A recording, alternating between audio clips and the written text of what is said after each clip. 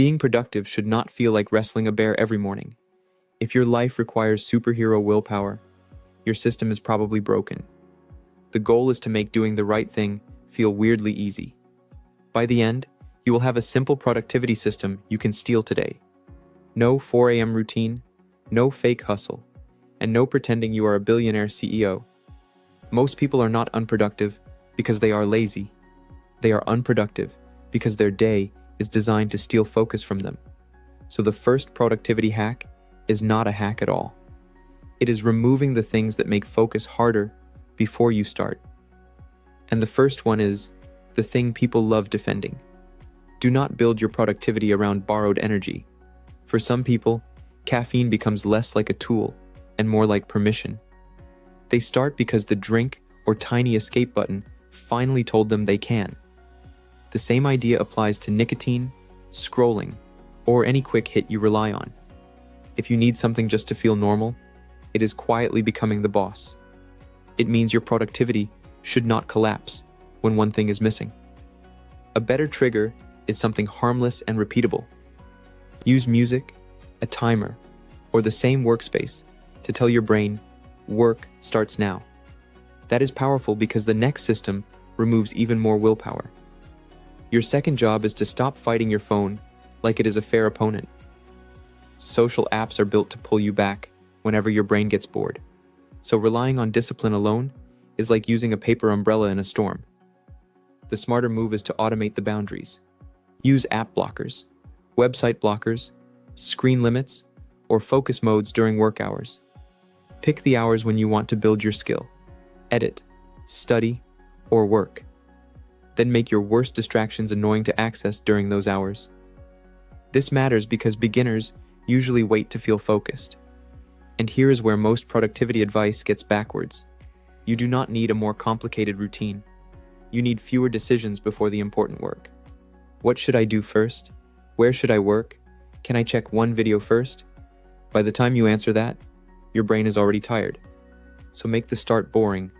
Same desk, same first task, same timer, same boring little ritual. Boring lets your brain save energy for the actual work. Now we need to talk about energy, because focus is not just a mindset. If your body is exhausted, your productivity system becomes decoration. This is where the health stuff comes in, but keep it simple. You do not need to copy some influencer's supplement stack. If something feels consistently off, get proper advice and check what your body needs. A blood test can reveal basic gaps, but do not treat internet guesses as medical truth. You can use AI to organize questions, not to replace a professional. Before you add more hours, you need to know where your hours are going. Track your time for a few days, not to shame yourself, but to find the invisible leaks. You need fewer accidental 30-minute holes. But once you see the leak, you can design around it. And this brings us to one underrated productivity question. What is your time actually worth right now? If you earn money, divide monthly profit by the hours you worked. If you do not earn yet, estimate the value of your highest leverage practice time. Because not all tasks are equal. 1 hour learning editing might change your future videos. The beginner trap is doing low-value tasks because they feel safe.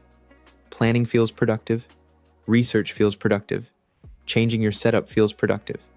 But the scary task is usually the task that grows you. Writing the script, recording the voiceover, posting the video, asking the client. So use your time value as a filter. If a task is low value and repeatable, simplify it, batch it, or eventually outsource it. The point is to stop spending your sharpest brain hours on blunt tasks. Now let us fix the biggest productivity crime scene. Your bedroom might be confusing your brain. If your bed is where you sleep, scroll, edit, stress, and snack, it stops meaning rest. And when everything happens in one place, switching modes becomes harder. So separate your spaces as much as your life allows. Make the bed boring and the desk useful.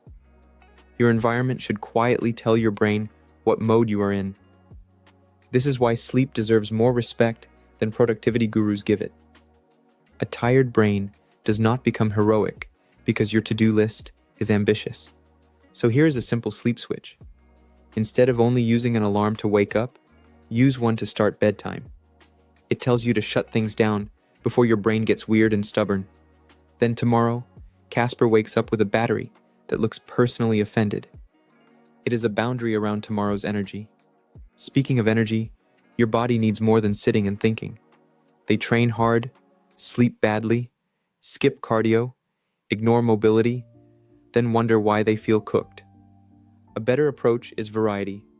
Do strength work so your body feels capable. Do easy cardio so your engine improves without crushing you.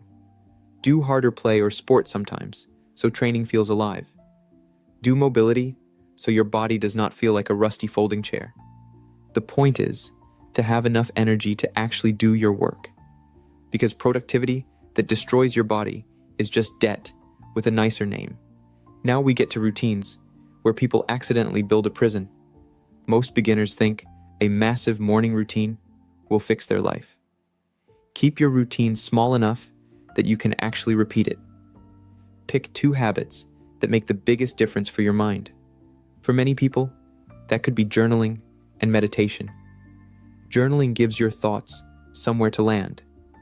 Meditation teaches you that not every emotion needs to drive the car. A routine should prepare you to live your day, not become the whole day. Now here is the part ambitious people hate. Rest is part of productivity. If you never stop, your brain starts protecting itself by making work feel miserable. So take one proper rest block each week if you can. Use it to recover, reflect, and ask what actually worked this week. That reflection turns rest into strategy. Finally, design your calendar by brain mode. Some tasks need conversation mode. Some tasks need deep work mode. Trying to switch between them all day is exhausting. At the end, you were busy, but your brain feels shredded. So group similar work together. Have call blocks, message blocks, deep work blocks, planning blocks, and admin blocks. Record voiceovers when your brain is in speaking mode.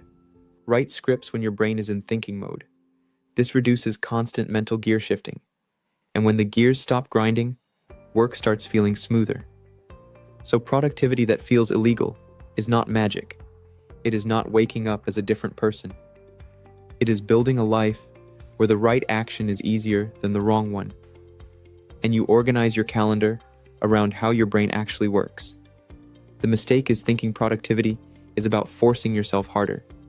The better question is, how can I make the important thing harder to avoid? Pick one leak, one boundary, and one tiny routine. Fix those before you chase another productivity hack. Because the most productive people are not always more intense. Sometimes they just made fewer bad choices available. And once your environment starts helping you, productivity stops feeling impossible. It starts feeling almost illegal.